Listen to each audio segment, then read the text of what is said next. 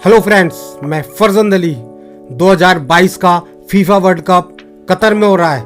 Qatar एक बहुत छोटा सा देश है। कभी इस देश में गरीबी का बुरा हाल था। एक छोटा सा देश जिसकी कुल आबादी लगभग 27,95,000 है।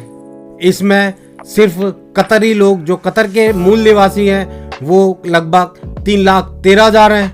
बाकी 24 लाख जो लोग हैं वो सब कतर से बाहर के आए हुए हैं। कतर का कुल एरिया 11,581 स्क्वायर किलोमीटर में है। कतर की जीडीपी 303.6 है।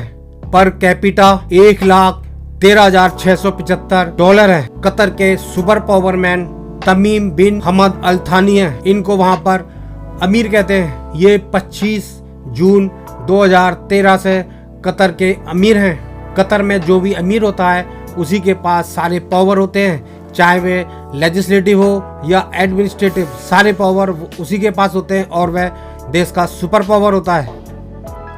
Hosting the World Cup will give hope to the youth across the region. और कतर के अमीर ही वहाँ के प्राइम मिनिस्टर को अपॉइंट करते हैं और वहाँ की जो भी कैबिनेट की मिनिस्ट्री की कैबिनेट है उसको अपॉइंट करते हैं। कतर के प्राइम मिनिस्टर शेख खालिद बिन खलीफा बिन अब्दुल अजीज अल थानी है, जो कि इन्हीं के फैमिली के मेंबर हैं, जो कि 28 जनवरी 2020 से कतर के प्राइम मिनिस्टर हैं। कतर में ऑयल की खोज यानी डिस्कवरी होने से पहले वहाँ का जो मेन बिजनेस था वह था फिशिंग और पर्ल हंटिंग यानी मछली पकड़ने का काम और मोती चुनने का काम।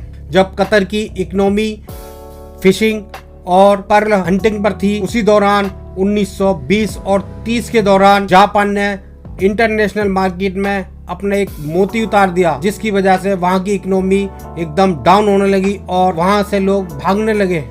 1940 में कतर में तेल ढूंढा गया जब वहां पर ब्रिटिश शासन था। कतर में डुकान फील्ड से सबसे पहले तेल निकाला गया, जो कि वे आज भी कतर की सबसे बड़ी ऑयल फील्ड है। यहाँ पर हर रोज 3,35,000 बैरल क्रूड ऑयल निकाला जाता है। डुकान ऑयल फील्ड से तेल मिलने के बाद ही कतर की इकोनॉमी में एकदम ट्रांसफॉर्म हुआ और एकदम ग्रोथ हुई। अब कतर दुनिया की सबसे हाई स्टैंडर्ड लिविंग कंट्री है। अपने लीगल सिटीजन के लिए यहाँ पर कोई इनकम टैक्स नहीं लगता है। इसके अलावा टैक्स रेट दुनिया में सबसे लोअर है। कतर में सिर्फ 0.1% अनएम्प्लॉयमेंट है। कतर की जीडीपी पर कैपिटा दुनिया की 4th सबसे हाईएस्ट है। कतर की economy petroleum natural gas industry पर बेस है। 1950 में की कुल आबादी 25,000 थी।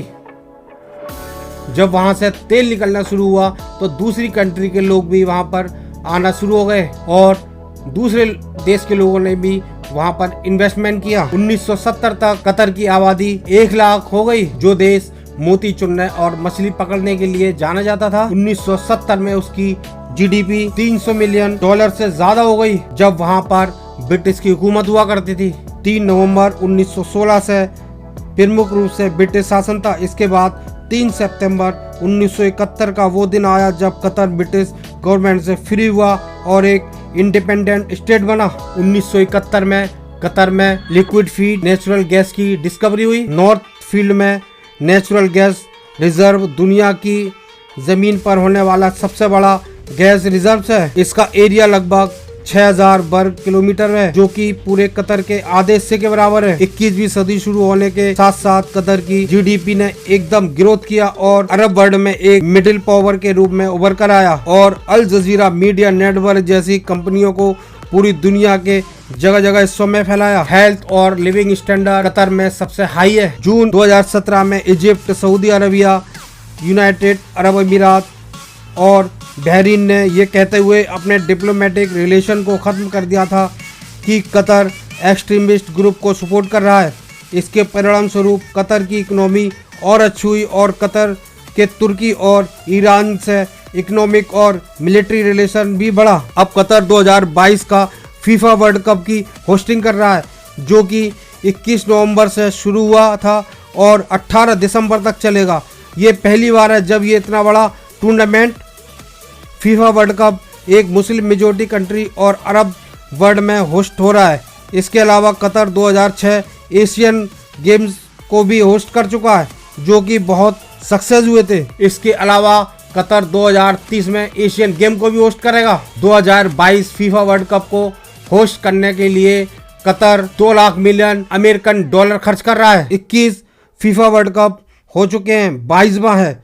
अभी तक इतना महंगा फीफा वर्ल्ड कप नहीं हुआ है।